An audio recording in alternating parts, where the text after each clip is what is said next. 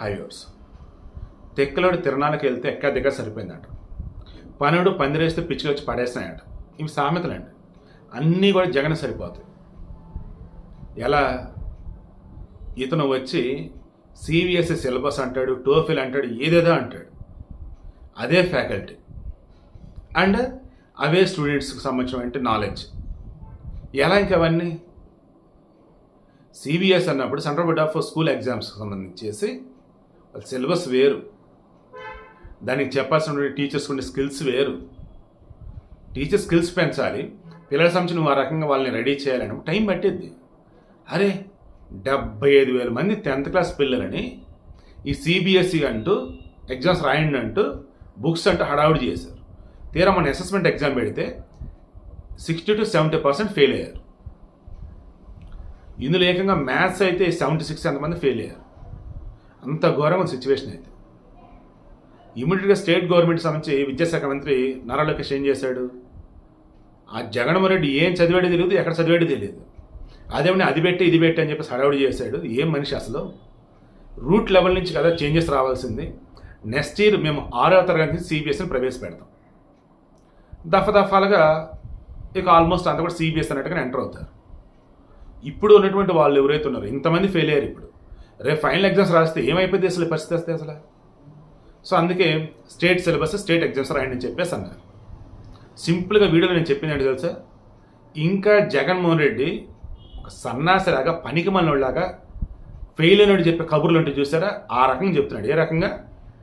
నేను పేపర్లు మొత్తం ఫిల్ చేశాను, టీచర్ మార్కులు వేయలేదు అన్నట్టు. నువ్వు పేపర్లను ఫిల్ చేసావు, ఏం ఫిల్ చేసావు? నీకు నచ్చింది రాస్తేనా మార్కులు వేయాలా? సరిగా రాయనటువంటి పిల్లలకు మార్కులేసి పాస్ చేయడం అంటే వాడి జీవితం నాశనం చేయడం.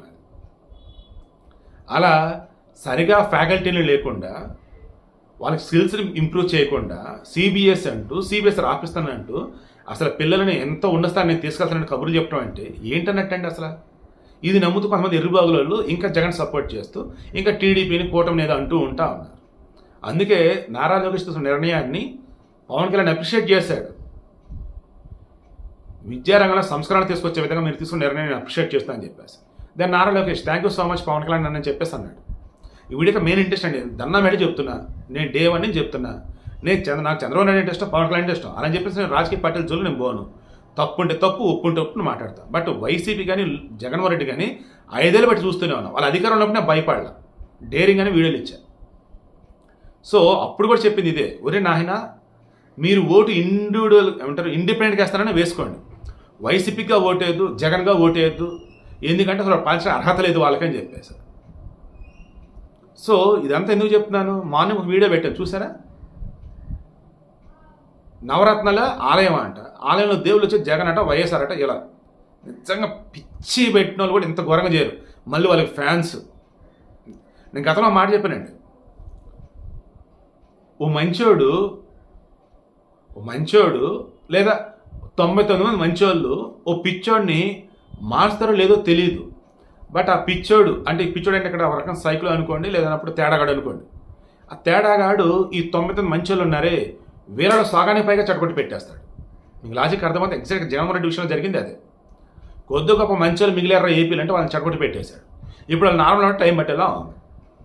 సో దయచేసి ఇప్పటికన్నా జగన్మోహన్ రెడ్డి హయాంలో మూర్ఖంగా తీసుకున్న కొన్ని నిర్ణయాలకు సంబంధించి మీరు వంత పాడకండి. అవి ముందు వెనక క్రాస్ చెక్ చేసుకొని ఇప్పటికన్నా జగన్కి వైసీపీకి దూరంగా ఉండండి.